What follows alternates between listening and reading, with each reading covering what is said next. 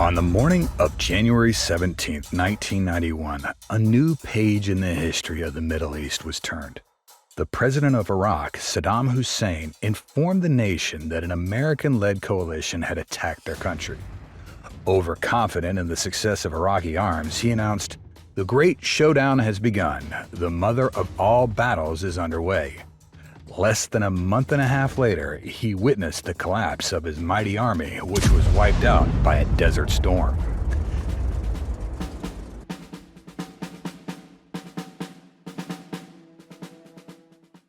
After decades of turbulent events in the Mediterranean basin, the Middle East crisis entered a new phase in the 1980s.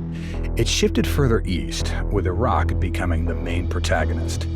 As one of the countries with the largest oil reserves in the world, Iraq was establishing itself as a powerful and leading nation in the Middle East. In 1979, Saddam Hussein became its president, an ambitious and unscrupulous leader who aimed to make Iraq the leader of the Arab countries and the most powerful nation in the region. Supported by the United States government, he declared war on Iran in 1980. The war, intended to establish Iraq's dominance in the Muslim world, brought the country to the verge of collapse. After 8 years of conflict, Iraq had lost hundreds of thousands of men and exhausted most of its finances. Additionally, the war plunged the nation into debt, leading it to borrow billions of dollars from Saudi Arabia and Kuwait. The failure to win the war against Iran made Saddam Hussein more aggressive. He pressured Saudi Arabia and Kuwait to forgive Iraq's debt, but both countries persistently refused. Saddam was particularly furious with Kuwait, to whom Iraq owed $65 billion. Relations between the two countries worsened when Kuwait increased its oil production, leading to a drop in oil prices on the market. This significantly impacted Iraq's finances, which were already in dire straits.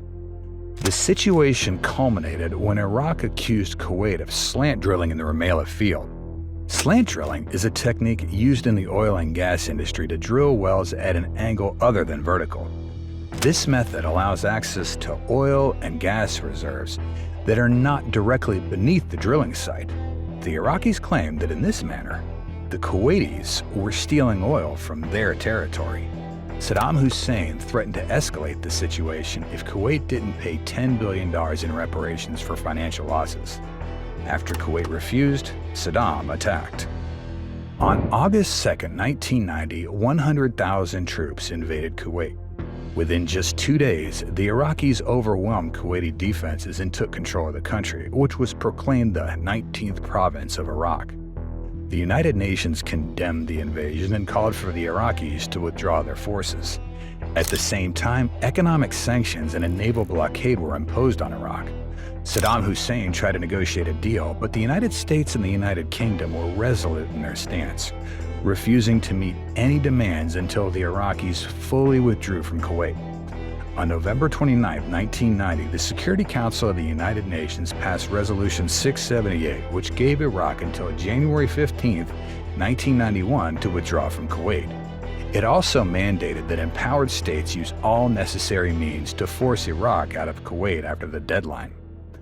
Even before the United Nations called for intervention, the United States-led coalition of 34 countries commenced Operation Desert Shield, the buildup of forces in Saudi Arabia to prevent the potential invasion against other Gulf states. Already on August 7, 1990, the U.S. Air Force deployed 48 F-15 jets to Saudi Arabia, and within days they began patrolling the Iraqi border. That same month, the U.S. 82nd 101st Airborne Divisions arrived, followed by the 24th Infantry Division equipped with M1 and IPM-1 Abrams tanks. By late January 1991, assets of the 18th Airborne Corps and the units of the 7th Corps and the 1st Marine Expedition Area Force arrived. These forces included the 1st and 3rd Armored Divisions, 1st Infantry Division, 1st Cavalry Division, and 1st and 2nd Marine Divisions, along with all accompanying units. In total, over 500,000 U.S. personnel were in the region, including 260,000 ground troops with about 2,000 M1A1 tanks, 2,200 M2 and M3 Bradley infantry fighting vehicles, and 500 artillery pieces. However, Americans were not alone in this operation. There was the British 1st Armored Division, including the legendary 7th Armored Brigade, the Desert Rats equipped with Challenger tanks. The French contributed 14,000 men from the restructured 6th Light Armored Division, equipped with AMX-10C AFVs and AMX-30B2 tanks, and the 4th Dragoon Regiment. A significant contribution was given by soldiers from the Arab coalition members Egypt, Saudi Arabia, Syria, and Qatar.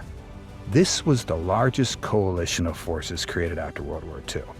It gathered for one reason only: to prevent Saddam Hussein's disruption of the balance of power in the Middle East.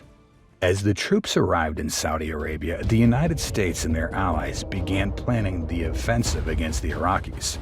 However, before the ground attack started, they had to make sure Iraq had lost the capacity to fight the war. Colonel John A. Warden was assigned to plan the offensive air campaign. The Instant Thunder plan focused on hitting strategic targets like Iraq's command and control centers, oil industry, electricity, and communication networks. The plan was later modified to include targets such as Iraqi armor and chemical weapon stocks. General Norman Schwarzkopf, the leader of the U.S. Army Central Command, incorporated Instant Thunder in his overall plan called Desert Storm, which also included suppressing air defenses, having Iraqi ground forces, and launching a ground attack. Aiming to avoid past mistakes from the Vietnam War's Rolling Thunder campaign, American Air Force commanders created a detailed plan focusing on destroying half of the enemy ground forces before the ground offensive. Horner, the coalition air commander, had been planning an air campaign to counter an Iraqi offensive since August 12th. He wanted to focus on interdiction of troops, air superiority, and planning for the ground offensive. On August 17th, Horner asked Brigadier General Buster C. Glosson to draft a plan for both strategic and tactical air campaigns. This draft became known as the D-Day Game Plan, emphasizing attacks on enemy forces and supporting ground operations. However, Horner was not pleased with Warden's low priority on ground forces and sent him back to the U.S., keeping only 3 of his staff planners. Saddam's refusal to withdraw his troops from Kuwait by January 15th, as demanded by the United States' resolution, was a signal to start the war. The air campaign began early on January 17, 1991, when U.S. Army AH-64 Apache helicopters and USAF F-15E Eagles attacked Iraqi radar sites, which created a gap in their air defense. This allowed coalition aircraft to strike strategic targets in Baghdad and other locations. In these missions, F-117 Nighthawks played a key role, hitting command and control centers and industrial sites with precision-guided bombs. The air campaign involved 578 land-based and 90 carrier-based aircraft. The coalition air forces used a variety of aircraft, including A-10 Thunderbolts, F-16 Fighting Falcons, F-A-18 Hornets, and B-52 Stratofortresses to carry out bombing missions. The first 24 hours saw significant successes, with key Iraqi targets hit and the coalition gaining air superiority. The air campaign continued with precision strikes and support missions, gradually eroding Iraqi military capabilities and paving the way for the ground offensive to attack. After the coalition began its air campaign, Iraq responded with a missile offensive. Iraq fired Scud missiles at Saudi Arabia, but also at Israel, which was not part of the coalition. The reason why Saddam chose to target Israel's civilian structure was to provoke their response. During several decades of the Middle East crisis, retaliation was an official policy of the Israeli government. Whenever someone struck them, they would strike back immediately. This was something Saddam was counting on, because if the Israelis responded to Iraqi Scud attacks, this would draw them into war and result in the breakup of the coalition. This would happen because Arab countries would not want to fight in a war in alliance with the Israelis. Unfortunately for Saddam, the American government saw through his plans and persuaded the Israelis not to respond to Scud attacks. In return, the Americans deployed Patriot systems to intercept future attacks. However, this was not the only thing the Iraqis did in response to the air campaign. On January 29, 1991, they launched a ground attack on Saudi Arabia by attacking a small town in Al-Khafji, south of Kuwait's border. Iraqi forces from the 5th Mechanized Division and the 3rd Armored Division moved into the town, taking advantage of the dark and the element of surprise. Saudi and Qatari forces, supported by the U.S. Marines responsible for defending Al-Khafji, were caught off guard by the Iraqi attack but quickly organized a counterattack. The coalition responded with artillery and air support, targeting Iraqi positions in and around Al-Khafji. The U.S. Marines played a crucial role in pushing back the Iraqis by providing artillery support and coordinating airstrikes. Coalition aircraft, including A-10s, F-16s, and AC-130 gunships, attacked Iraqi forces and destroyed most of their tanks and armored vehicles. It was a quick and brutal strike that significantly weakened Iraqi units in and around the town. Saudi and Qatari ground forces then launched a counteroffensive to retake Al-Khafji. After intense fighting that lasted for 2 days, they managed to push Iraqi forces out of the town. The Iraqis lost the Battle of Al-Khafji and showed that they simply couldn't cope with the overwhelming power of the coalition. The battle was a clear sign that they were going to lose this war. After 5 weeks of intensive air campaign, everything was set for the beginning of the ground offensive. The plan for Operation codenamed Desert Sabre involved a coordinated and massive assault by coalition forces aiming to outflank and destroy Iraqi forces entrenched in Kuwait and southern Iraq. The core of the plan was the famous left hook maneuver, which involved the 18th Airborne Corps and 7th Corps sweeping around the western flank of Iraqi forces in Kuwait, moving through the desert west of the Wadi Abatin River. However, for the plan to work, the coalition needed to convince the Iraqis that the main thrust would come from the south. For this reason, both the 18th Airborne Corps and 7th Corps were kept in tactical assembly areas south of the Saudi-Kuwait border until the air campaign started. Once the airstrikes destroyed Iraqi sensors and observation posts, both corps moved to the positions west of the Wadi Abatin. The Iraqis never learned about this maneuver and kept most of their forces in Kuwait, where they expected the coalition offensive to occur. On February 24, 1991, the ground offensive began. The coalition forces moved quickly, with the 18th Airborne Corps spearheading the left hook. The 101st Airborne Division, the famous Screaming Eagles, played a crucial role in the operation. In one of the largest air assaults in the history of warfare, using hundreds of helicopters, they moved deep into the Iraqi rear and established Forward Operating Base Cobra 93 miles inside Iraq. This base allowed them to launch further attacks and disrupt Iraqi supply lines. Meanwhile, the rest of the Corps advanced on the ground, encountering minimal resistance. The 24th Infantry Division moved swiftly to cut off the main escape routes for the Iraqi forces. Their goal was to block the highways leading out of Kuwait, particularly Highway 8. The highway was a vital route for the Iraqi military, and controlling it would prevent the retreat of the Republican Guard units. The key engagements of the left hook began to unfold on February 26th. On this day, the 24th Infantry Division encountered the Republican Guard's Tawakalna Division near the Jaliba airfield. The battle was intense, with the 24th using combined arm tactics including tanks, artillery, and air support.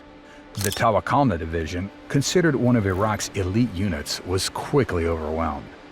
The 24th destroyed hundreds of Iraqi vehicles and captured thousands of prisoners. As the left hook continued, the 101st Airborne Division moved to establish another forward base, named Viper. This base allowed for even deeper strikes into Iraqi territory. The division's air mobility proved essential in maintaining the momentum of the advance. They disrupted Iraqi communications and supply lines, creating complete confusion among Iraqi forces. The French 6th Light Armored Division also played a significant role in the operation. They made a rapid assault on the Al Salman airfield, which further isolated Iraqi forces in Kuwait. The 1st Armored Division, part of the 7th Corps, supported the left hook by engaging Iraqi forces to the east. On February 27th, the 1st Armored Division of the U.S. Army encountered the Republican Guard's Al-Medina Tank Division. The battle occurred near the Euphrates River, west of Kuwait City, on a piece of elevated terrain known as Medina Ridge. The Medina Division was one of Iraq's most formidable armored units, equipped with a large number of tanks, of which many were Soviet T-72s. This force, however, was no match to the American counterpart armed with the M1A1 Abrams tanks, which were superior in terms of firepower, armor, and targeting systems. The battle began with a massive artillery barrage from both sides. The American tanks moved forward under the cover of this artillery fire, supported by attack helicopters and close support from A-10 Thunderbolt II aircraft. As the 1st Armored Division approached Medina Ridge, they encountered heavy resistance from Iraqi forces, which had a strategic advantage due to being positioned on a higher ground. However, the superior training and technology of the U.S. forces quickly became evident. The Abrams tanks' advanced targeting systems allowed them to engage Iraqi tanks at long ranges, often before the Iraqi tanks could return fire effectively. During the battle, the 1st Armored Division used combined arms tactics, integrating tanks, infantry, and air support to overwhelm the Iraqi defenses. The American forces moved in coordinated formations, using the terrain to their advantage and maintaining constant pressure on the Iraqi positions. Despite the determined resistance of the Medina Division, the 1st Armored Division's superior tactics and equipment led to a decisive victory. The American forces destroyed 186 Iraqi tanks, 127 infantry fighting vehicles, 118 trucks, and 72 artillery pieces, while losing only 4 tanks, 2 IFVs, 2 helicopters, and 1 A-10 attack aircraft. The British 1st Armored Division also played a pivotal role in the 7th Corps' operations. They advanced on their right flank, engaging Iraqi forces and securing key positions. This involvement was crucial in ensuring the success of the broader coalition strategy. As the 7th Corps continued their relentless advance, they approached the Euphrates River, aiming to cut off Iraqi escape routes and encircle the remaining Republican Guard units. The speed and effectiveness of their maneuvers left the Iraqi forces disorganized and unable to mount a proper defense. In this effort, coalition air power played a vital role, providing constant support and targeting retreating Iraqi units. On the night between February 26th and 27th, the patrolling aircraft reported a column of Iraqi soldiers retreating along Highway 80 north of Al-Jara. The convoy of military and civilian vehicles was engaged by A-6 intruder attack jets, which blocked its head and tail. What ensued was a 10-hour turkey shoot at the Iraqi forces trapped on the highway. What was left after it was a 37-mile stretch of highway covered with wreckage. The press dubbed it the Highway of Death. By February 28th, the left hook maneuver had achieved its objectives with the main escape routes cut off. Iraqi units began to surrender en masse. The coalition forces continued to press their advantage, moving towards Kuwait City. When the ground offensive began on February 24, 1991, the Marines began their advance from the south. The attack began with heavy artillery bombardments and airstrikes to weaken enemy positions and create breaches in their defenses. What followed was a well-coordinated assault against the Iraqi defensive lines, in which the Marines used their superior equipment, including M60A1 tanks and LAV-25 light armored vehicles, to outmaneuver and outpower Iraqi forces. As the Marines pushed forward, they encountered scattered resistance from Iraqi troops. Unfortunately for the Iraqis, the superior firepower and tactical expertise of the Marines quickly overwhelmed their defenses. The use of coordinated air support from FA-18 Hornets and AV-8B Harriers was crucial in neutralizing Iraqi artillery and armor, clearing the path for the ground forces to advance. However, not everything went smoothly. On February 27th, troops of the 1st and 2nd Marines engaged the Iraqi forces defending the Kuwait International Airport. The airport was a strategic objective because it served as a vital transportation hub and was a symbol of Kuwaiti sovereignty. As the Marines reached the outskirts of this airport, they faced heavy resistance from well-entrenched Iraqi troops who fortified their positions with machine guns, mortars, and anti-tank weapons. However, the Marines were trained in urban combat and close-quarters battle and were ready to methodically clear out enemy positions.